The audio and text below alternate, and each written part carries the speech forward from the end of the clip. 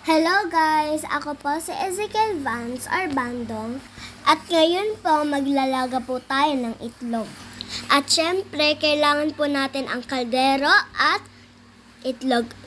Pagkatapos po, lagyan po ng tubig ang kaldero. Saka po natin ilagay ang itlog sa loob at takpan po ito. Sunod ay ilagay po natin sa kalan at buksan po ito. At pagkatapos po ng 10 minuto ay tanggalin po ito sa kaldero at ilagay po ito sa palanggan ng may tubig. At iwanan po natin saglit para lumanig ang itlog. Habang tayo naghihintay, magbasa muna tayo saglit.